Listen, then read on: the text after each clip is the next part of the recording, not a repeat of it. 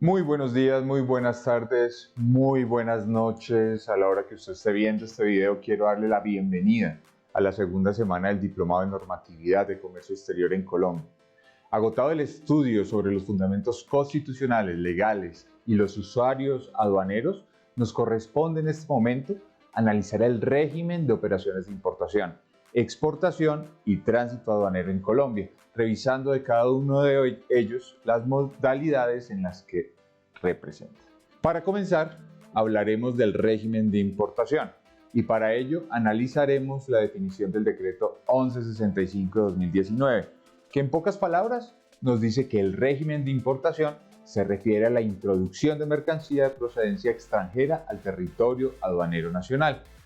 Aquí es muy importante recordar que el concepto de territorio aduanero nacional es diferente al de territorio nacional, porque no se encuentran las zonas francas.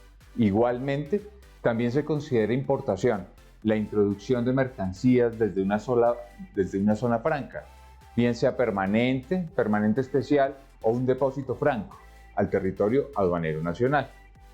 Tratándose de las obligaciones aduaneras, en este régimen vamos a analizar aquellos trámites aduaneros que deben cumplirse, los cuales son el suministro de información y o documentación anticipada, los trámites aduaneros y el cumplimiento de los requisitos aduaneros en su totalidad, la presentación de la mercancía ante la autoridad aduanera. Este es un concepto importantísimo porque se deriva la posibilidad de subsanar ciertas situaciones que conllevan a que la mercancía tenga causal de aprehensión y o decomiso. Sobre este punto entraremos en detalles en la tercera semana, pero la expresión y la definición de mercancía presentada ante la autoridad la analizaremos en esta semana 2. Presentar la declaración aduanera. El pago de tributos aduaneros de cualquier tipo y la sanción a la que haya lugar. Obtener y conservar todos los documentos que soportan la operación. Presentar los documentos cuando la autoridad aduanera lo requiera. Antes de entrar en este proceso, nos vamos a centrar en dos conceptos. El primero, mercancía presentada, y el segundo, la mercancía declarada. Y una vez entremos al procedimiento, veremos en qué momento y qué actor de esa cadena es quien presenta la mercancía o la declara. En el proceso aduanero de importación contamos con una serie de obligaciones. En primer lugar, la llegada de la mercancía al territorio aduanero nacional, teniendo en cuenta las obligaciones anticipadas que se encuentran en cabeza del transportador, el cual puede ser terrestre, aéreo o marítimo. Encontramos el aviso de llegada que se da con el manifiesto de la carga, donde el transportador le informa a la autoridad aduanera que la mercancía está ingresando. Segundo, el manifiesto de la carga, donde se entiende que la mercancía se da como presentada. Por lo tanto, si el manifiesto falla o está incompleto o se presenta en forma indebida, puede llegar a considerarse que la mercancía no está presentada y por ende se generan las consecuencias que ya previamente hemos mencionado. Ahora bien, con la nueva normatividad aduanera se otorga la posibilidad de presentar haciendo una identificación genérica a la mercancía. Adicionalmente, la obligación que tiene el transportador es presentar el informe de descargue e inconsistencias, en el cual se le informa a la DIAN cualquier inconsistencia que haya tenido con relación al manifiesto y a la mercancía descargada. Es importante recalcar que con la expedición del decreto 360 se amplió la posibilidad de presentar diversos informes de descargas e inconsistencias. Esto se traduce en que si el transportador, por ejemplo, tenía que bajar 10 contenedores porque así estaba consignado en el manifiesto de carga, pero en realidad descargó 11, ya que ese era el número exacto que venía para Colombia, ese 11º contenedor no ha sido manifestado y por lo tanto a futuro se entenderá como una mercancía no presentada. Por lo mismo, el transportador tiene en sus manos la posibilidad de presentar este informe de inconsistencias.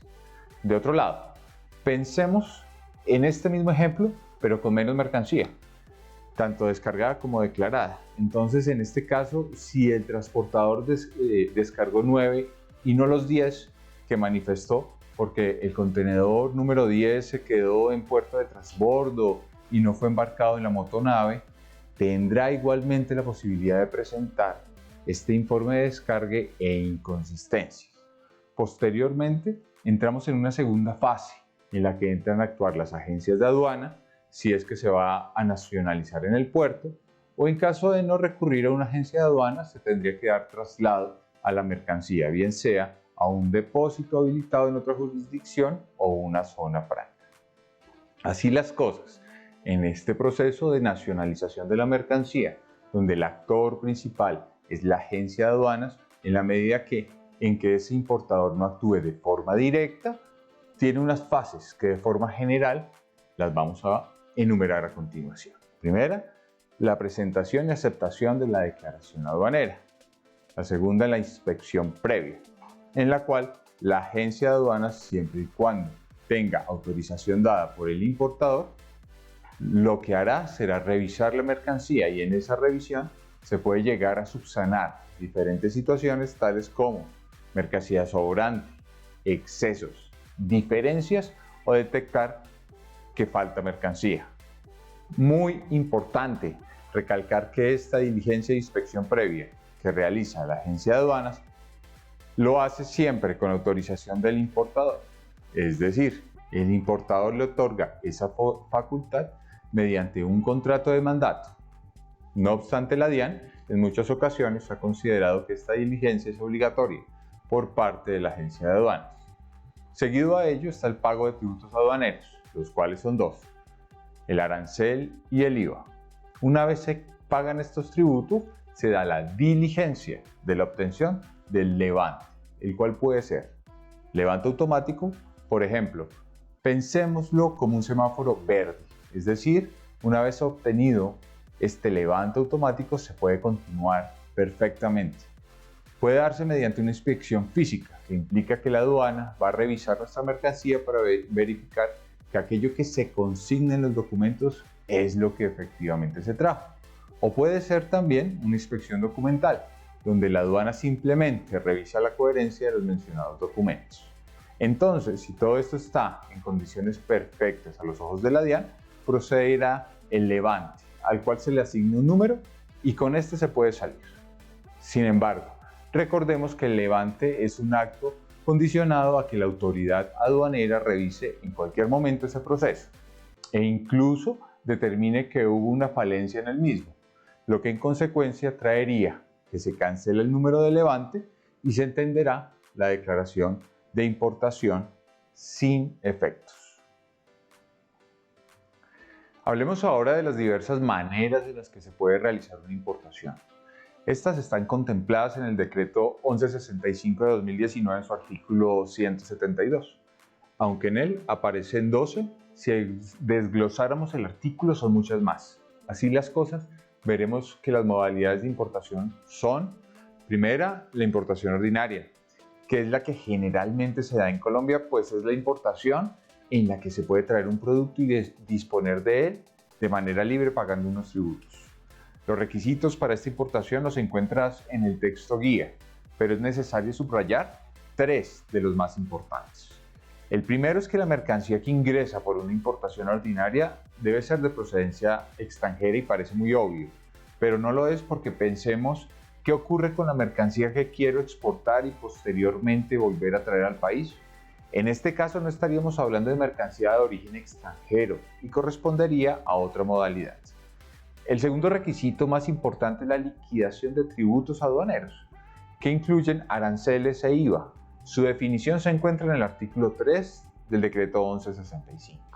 La tercera es que la mercancía queda a libre disposición, en lo que esencialmente quiere decir que se puede hacer con ella lo que se desee. Por ejemplo, si yo importo la mercancía para destruirla porque es materia prima que voy a utilizar para obtener un producto final, o porque quiero regalarla, venderla o alquilarla.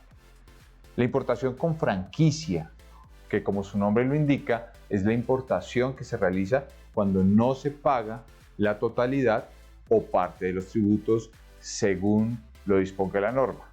En principio suena un poco raro porque tiende a asociarse con la franquicia de empresas multinacionales u otras similares, pero no tiene nada que ver con eso, porque el término franquicia tiene su origen etimológico en la palabra franco, que proviene a su vez de la palabra free, la cual traduce en su contexto sin el pago de.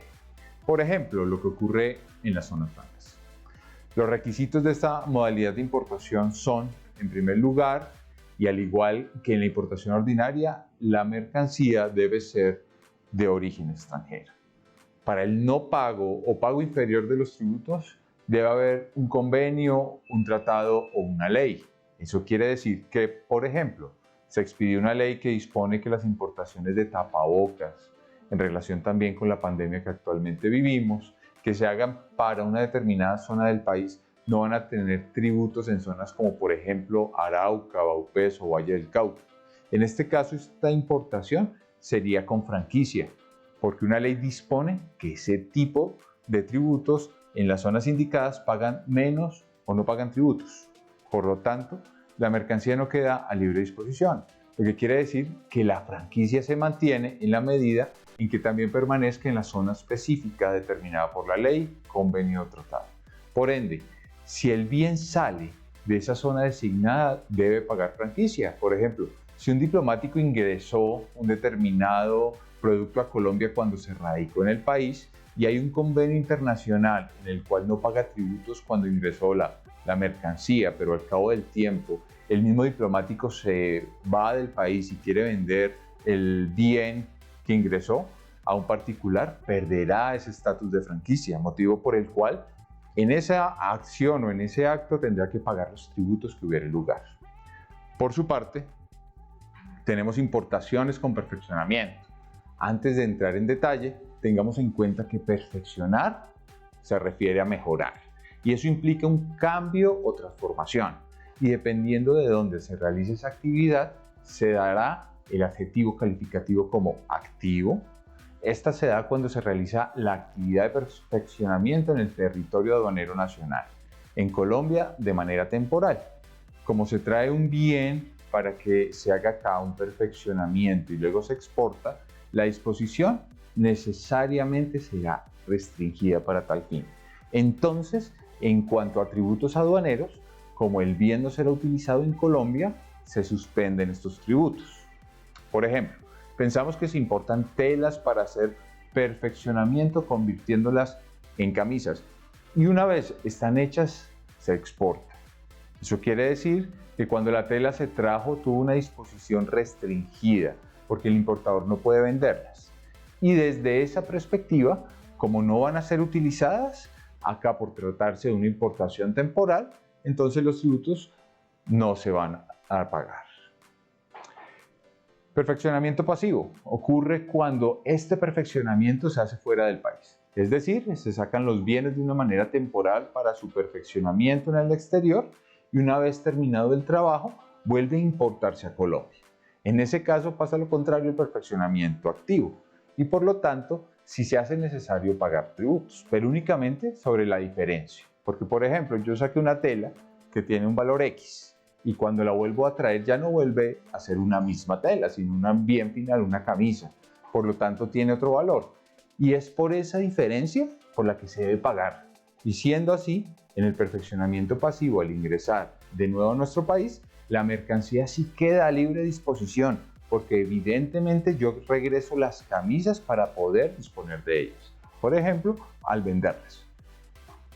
D. La reimportación al mismo estado, como su nombre lo indica, se refiere a volver a traer, es decir, la mercancía estaba en el territorio aduanero nacional, se exportó y luego vuelve a ingresar al territorio aduanero nacional, más conocido como TAN, sin que tenga transformación alguna mientras estuvo en el exterior.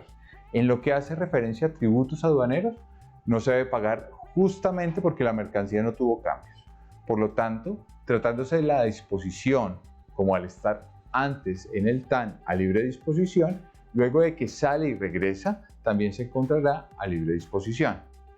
La importación en incumplimiento de garantía es una modalidad que implica traer un bien que tiene una garantía que con el tiempo se hace efectiva, lo cual de manera indirecta nos dice que esa garantía debe primero existir Segundo, estar vigente y debe cubrir el daño que se alega. Por ejemplo, yo traigo un bien a Colombia que sufre un desperfecto y como tengo mi garantía, entonces la hago efectiva y el productor me la cambia. Puede surgir entonces varias situaciones. Por ejemplo, el productor me dice que yo debo enviarle el producto, en cuyo caso esta importación estará precedida por una exportación. Como el bien está dañado, no es pertinente exportarlo, sino destruirlo, si fuera ese el caso, para no traer de nuevo el bien. La ventaja que me da esta modalidad es que cuando se trae el nuevo bien, en tanto sea equivalente, no se tendrán que pagar de nuevo los tributos aduaneros, porque los tributos que se pagaron originalmente con el primer bien cubrirían el bien que se trae en garantía. Y por ende, la mercancía que se declara también quedará a libre disposición, porque para todos los efectos está sustituyendo al anterior. La siguiente modalidad es la modalidad de tráfico postal y envíos urgentes. Esencialmente nos enseña que hay unas empresas dedicadas exclusivamente a llevar mercancías que tienen unas determinadas características y por lo tanto estas mercancías nos permiten de una manera fácil, rápida y segura llevarlas a través de estas empresas. En este régimen hay empresas especializadas y autorizadas para este fin y son las únicas que pueden realizar. Las mercancías tienen unas características especiales porque no cualquier tipo de mercancía se puede llevar a través de estos medios como el courier. Desde el punto de vista tributario, a veces el común de las personas considera que cuando contratan una empresa como esta no están pagando tributos, pero eso no es cierto. Porque dentro del valor que cobra la empresa de correo, se cobran esos tributos aduaneros que se generan y la responsabilidad de este pago es de la empresa de courier, que llevaba a cabo la totalidad del proceso. Pensemos cuando llega a nuestra casa un paquete traído del extranjero, por ejemplo, porque compramos alguna ropa, un elemento de computador, un equipo para hacer deporte, por ejemplo, en una plataforma, puede ser plataforma norteamericana o en Europa. Por eso, la persona responsable de realizar todo el procedimiento es la empresa de courier y nosotros le pagamos un valor por la gestión que realiza. En este sentido, la mercancía queda a libre disposición al momento de ser importada, motivo por el cual se puede hacer con ella lo que se haya previsto desde que se hizo la compra.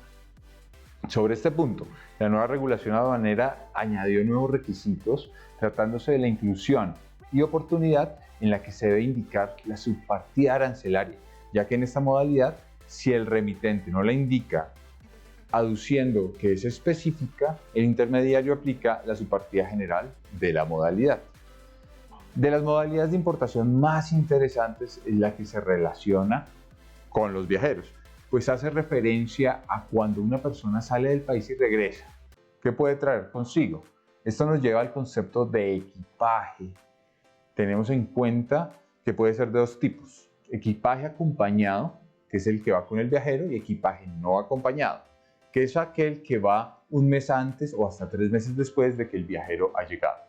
Además de ello, debemos tener en cuenta que como equipaje yo puedo traer solo ciertos bienes específicos, pues no se da la posibilidad de que sea cualquier tipo de bien. Con base en ello, hay una relación directa en la cuantificación de dólares en el que hay que tener en cuenta los criterios que la norma trae con base en la pregunta: ¿cuánto tiempo duró la persona fuera del país? Entonces, si la persona duró menos de 5 días, puede traer hasta $2.000, valor que goza de franquicia, es decir, no paga tributos aduaneros, siendo así una franquicia total. Si es más de 5 días, puede ser de hasta $3.000 adicionales y la estancia si fue fuera del país, y por esto se tiene que pagar un tributo único, el cual equivale al 15%. Esto nos da un total de $5.000.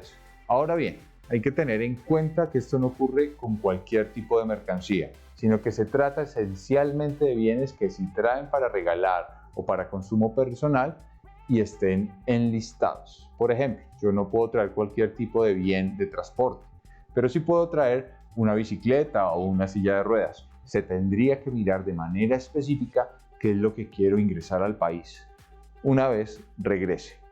Con la expedición del decreto 360 Se retomó una modalidad que anteriormente estaba consagrada para los UAP y los altamente exportadores o ALTES.